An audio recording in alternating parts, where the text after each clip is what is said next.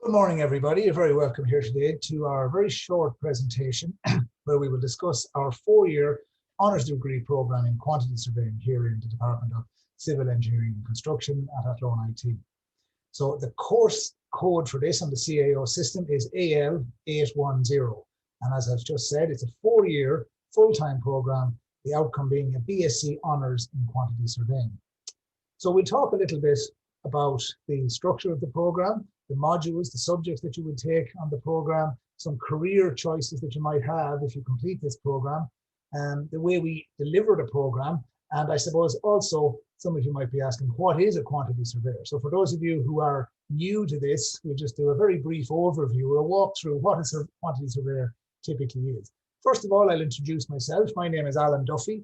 I'm a lecturer on the program. I'm a quantity surveyor. I worked for about 20 years in industry, and I'm in AIT part-time for a long number of years. And for the last 4 to 5 years, whilst we've been delivering this program, I've been full-time lecturing on quantity surveying on this program. We'll talk briefly about some of the other staff members we have delivering the program also. So I suppose, first of all, just to talk about what is a quantity surveyor, you might be asking. So a quantity surveyor typically deals with the cost management associated with construction projects. So if we think about a construction project, think about a new house or a new school, there generally are three big concerns the client will have. How long it will take to build, so the speed of construction, the type of build they want, the quality, what are they getting, and then how much money are they going to spend on it. So the quantity surveyor typically deals with the money side of things. In terms of quality, we tend to give that area over to the architect. In terms of time, we tend to give that area over to the project manager, and that can often be in the remit of the building contractor also.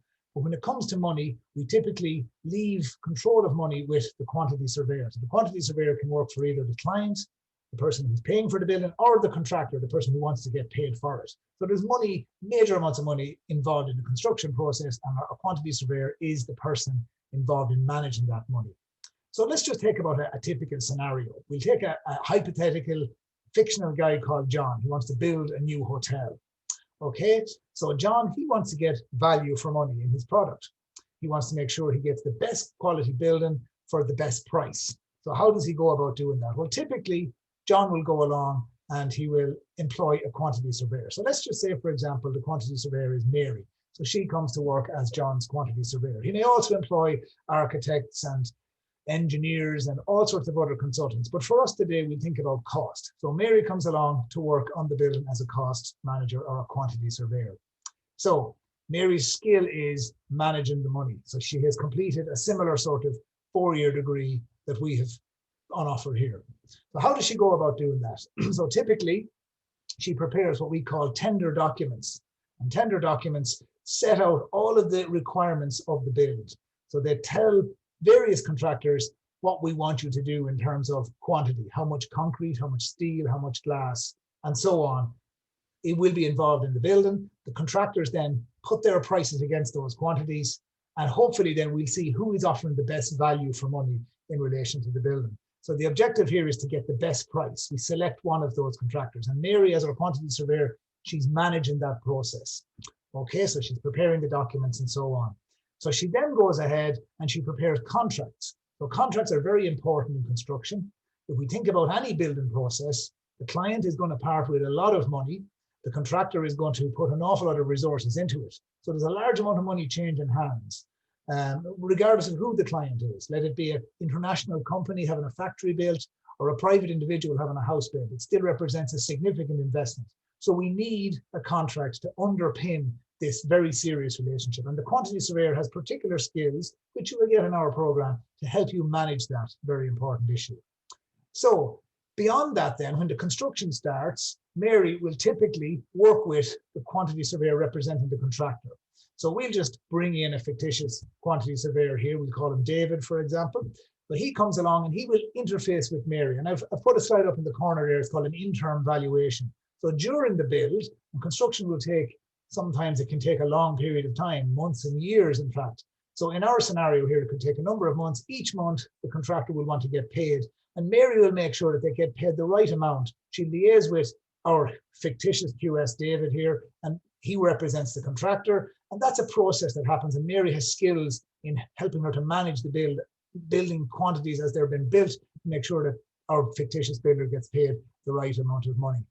So she helps agree then also the cost of any extras that might arise in the building. In construction processes and in construction projects, the big problem we often encounter is the client wants extra features. So our John originally, he sees the hotel and he wants extra doors or better quality glazing or nicer tiles put in. So they're all going to be extras. And we don't want the contractor overcharging for those extras. So Mary has a process to manage and agree the cost of those extras so that hopefully the client is getting value for money. The overall cost might go up, but the key thing is that we get value for those extra costs. So hopefully then at the end of the process, Mary will agree the final account with the contractor. The client will get value for money. And our key thing here for the QS is they're giving clients value for money in their construction processes. And some clients regularly have building projects. Other clients might only have one building project in their entire career. So it's important that they always get value for money. Okay, so that's just a very, very brief overview of what a quantity surveyor does if the quantity surveyor represents the client. And you might have noticed there we had a fictitious QS called David. So there's a large number of careers for quantity surveyors working for contractors. So let us just explore very quickly what types of jobs and who might employ the quantity surveyor. So that's probably the key question. So first of all, our Mary scenario, she would typically have worked for a private practice. So these are companies that go in and represent clients. They provide professional service to clients. And I've just thrown a few snippets of some of the bigger QS firms in Ireland. And Linesight up here in the top left-hand corner, they will be the biggest QS firm in Ireland, depending on how it's measured. Some other firms there have very big international reach and have Irish offices like ACOM and Turner Townsend. And other than practices are local practices in the Midlands, like the Chancery Group in Tullamore or CQS, who are based in Mullingar. So these are just a smattering of some of the QSs in the Irish market. We'll talk a little bit about them later on. So what type of work would a QS do if you're representing or working for one of those private practices? So typically, if we think about the life of a project, so think about our John guy earlier on who was having his building commission, his hotel. He originally, or his board of directors originally, consider the construction. So they want to have an idea how much would it cost. So they need some sort of cost projection, some sort of cost plan. They need to see, is it feasible to build this hotel? So the QS for a private practice will typically help prepare a cost plan and a projection, working on feasibilities and budgets. And if the building seems like a good idea, you know, it looks like they'll get value for money, but they might progress with a design and get planning permissions and all of those issues that arise in construction. So beyond that, then they get to a sort of an intermediate stage where they're ready to start bringing contractors on board. So the QS representing the private practice will prepare tender documents. So these are documents that clearly spell out exactly what we want the contractor to do. So we've got a design, we've got drawn specifications and so on. We want to get the best contractor to come along and build this building. So our tender documents help to clearly get the best price so that it's clarity in the process. Beyond that, then we'll help evaluate those tenders and see which contractor gives the best value for money. Sometimes there's a lot of considerations that need to be looked at, the contractor's capacity to build. Then when we go to site, the QS will help preparing these valuations that we mentioned earlier. So money gets fed to the contractor on a monthly basis because the value of some of these projects is quite big. It's pretty unfair to expect a contractor to fund the entire project, which can run into several months and years. We need to keep feeding money through as work is carried out. So these valuations are the work of the QSs that measure the work as it's been done to make sure it's not overpaid or underpaid. And then probably one of the big value adds where we get changes, and we always get changes in construction projects. Clients change their minds or circumstances can change beyond the control of any party. So we need to agree these variations, as they're called.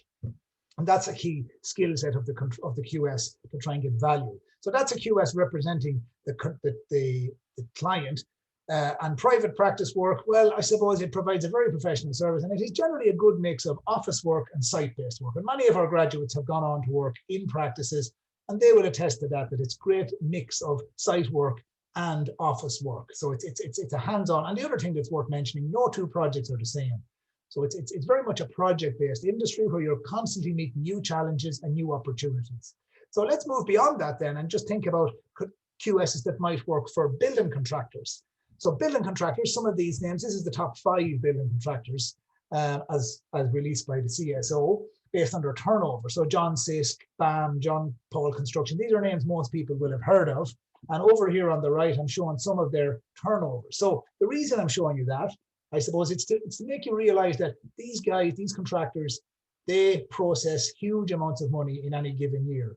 So they will need quantity surveyors managing that money, making sure they get the best price for their building projects that they're involved in, and that they manage how that money is spent out throughout their supply chains. So the likes of a John Sisk or a BAM or a John Paul, they obviously employ large numbers of subcontractors and laborers and material suppliers. So the quantity surveyor sits into that process, representing them. They interface with the client, agreeing valuations and variations, and then they interface with the subcontractors, subsequently passing on money to them. And the objective of a contractor's quantity surveyor is to make sure there's a margin in the job for them.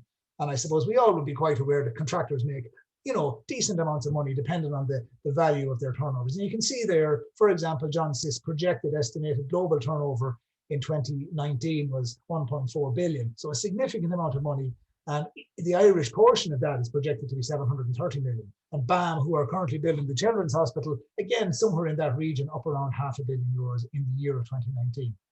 So the types of jobs you might be involved in if you're working for a contracting firm might be preparing tenders and estimates for new work, managing and placing subcontract orders, dealing with valuations of variations and valuations for payments, and dealing with claims both from the subcontractor side and then obviously making your own claims for variations to the client side. So what does this all say about the skill sets of a quantity surveyor? So they need to be quite strong in terms of managing cost, managing contracts, time and risk and quality. So the types of skills you need to have are in areas of finance, in areas of law.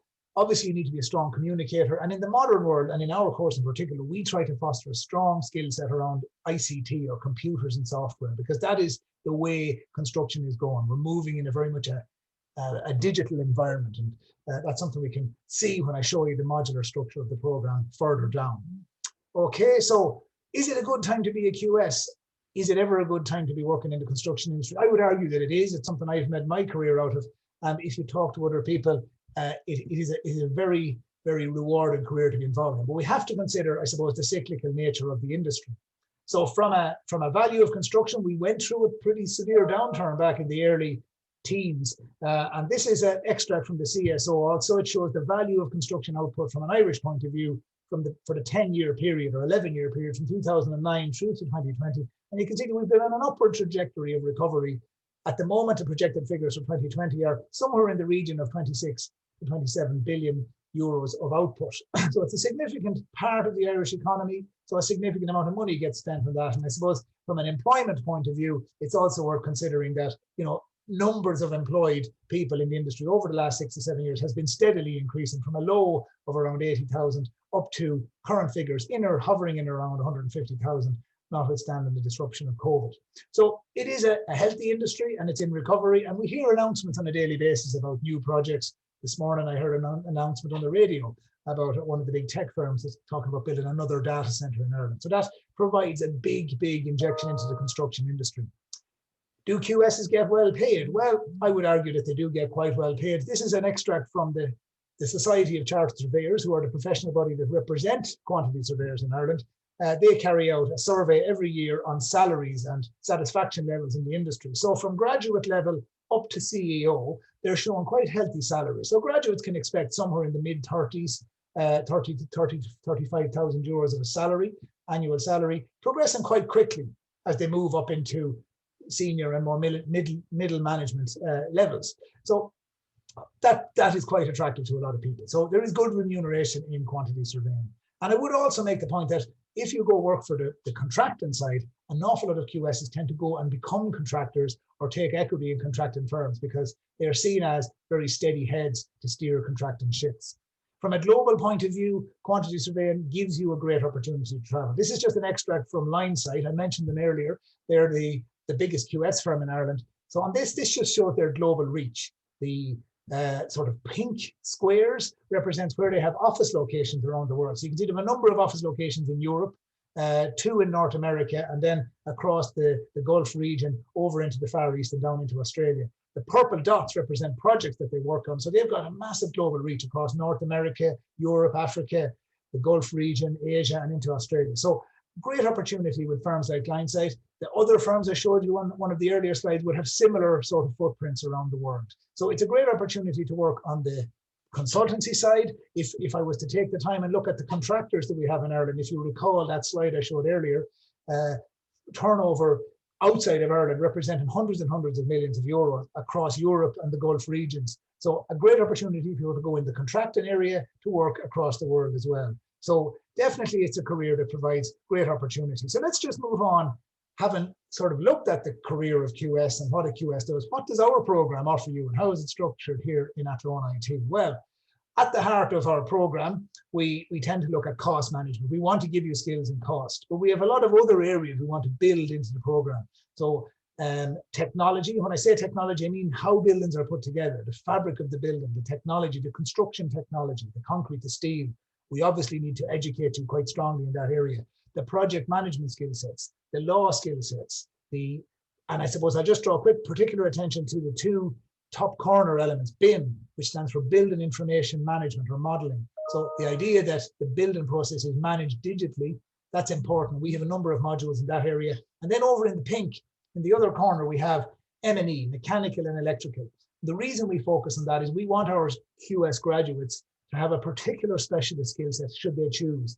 And if we consider mechanical electrical as a cost component of a building, it can be quite significant on big high-tech buildings and even on buildings like hospitals. It wouldn't be unusual for the cost of a hospital to be made up of 40% of mechanical electrical. So the lighting, the power, the heating systems, the ventilation systems. It's traditionally an area that quantity surveyors haven't been heavily involved in. We want to give our QSs very strong skills in that area.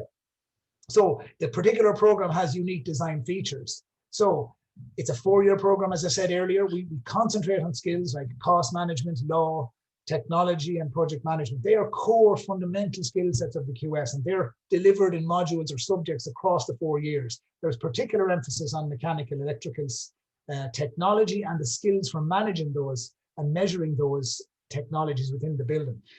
We have a particular focus also on building information modeling. We have the latest software. In the very background of my slide, you can see our state-of-the-art engineering building, which has huge software suites, and we are at the cutting edge of delivering BIM modules and subjects to our students so that when they go out to work, they're very much job ready. And then another final very key component of our program, in 3rd year, we put you on a placement which can run for up to 8 months. And we have significant interest from industry in taking our students on placement. I'm right in the middle of it here today, getting our current 3rd years placed. They will go from January into their placements. And typically they're getting quite well paid on placement. And it gives them a huge advantage when they get to the end of 4th year. They've already built up significant work experience, and it's real work experience, with no disrespect to part-time jobs students might have in services sectors or whatever. Having a good, solid body of experience in the industry that you want to work in gives you a huge added advantage over other graduates. So that's one of the very key features of our program. So let's just look then in more detail at the subjects that you'd probably study on our program.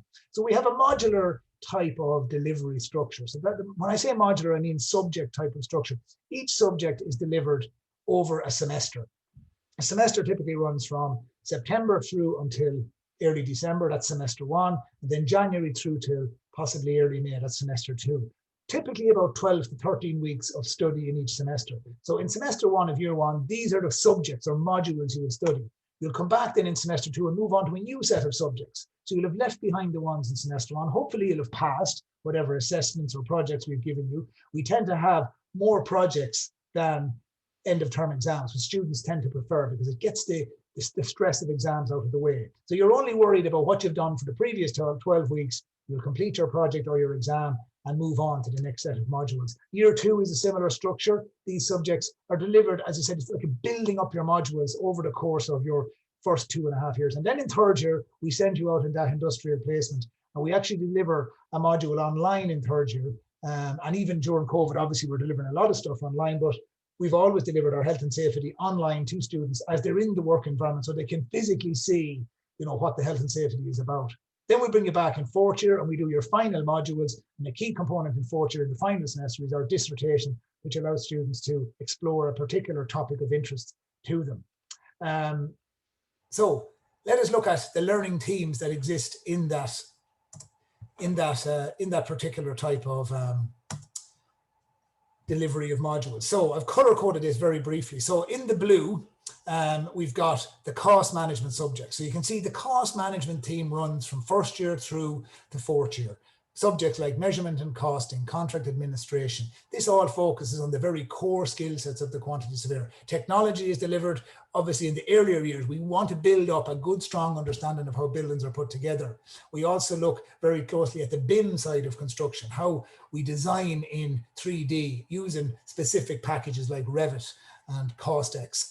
Then we have modules in project management. It's important that the QS has a good, strong basis in project management. And actually, traditionally, quantity surveyors often went on to work as project managers. Now we have dedicated degree programs in project management nowadays, but when I was in college, a lot of my colleagues and fellow students went on to work in project management. And then I suppose another very key area is the whole area of law, because construction, the contract in construction is very much a legal arrangement, and we want our QSs to have a very strong set of legal skill sets. So to sum up then, and hopefully I've given you a fairly decent overview of the program, what are the key features of the program here in Athlone IT? Well, we feel that the lecturers that we have very particular specialisms in the elements of the program that we are focusing on. All of our lecturers come from industry and have strong links to industry. Me, myself, I've worked for a long number of years, and my own particular skill set would be in the area of mechanical, electrical cost management, both for clients and for contractors.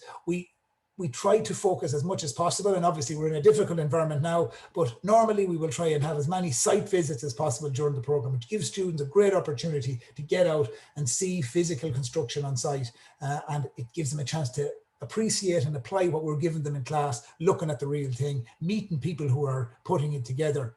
We have very highly resourced and modern facilities here in Athlone IT. You can see in the background, as I said already, our state-of-the-art engineering building, which is very adequate in catering for the needs of our quantity surveying program. And our student life in AIT is regarded as one of the best in the country. We've been the winner of the Institute of Technology of the Year for 3 years running now. That's the Sunday Times Good University Guide. So hopefully it's a program you'd give serious consideration to. We're available to talk at any time here. Alan Duffy is my name. Please come and talk to us in Athlone IT. My contact details are available in the program documentation. So to sum up, the course code is AL810. Just to mention, the 2020 points were 319.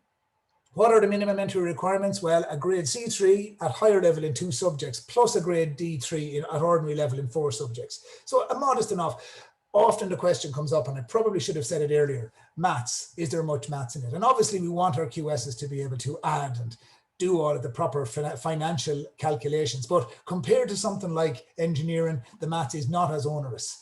So we don't require the honours maths, and during the program, we don't have a very overburdening amount of maths in it, albeit you really do need to get the numbers right, but the maths is not a very serious element of it. So hopefully, as I said, that's a program that will interest you. And if it is, please come and talk to us. And we'd be delighted to answer any of your questions. And hopefully we might end up seeing some of you next September. Thank you very much.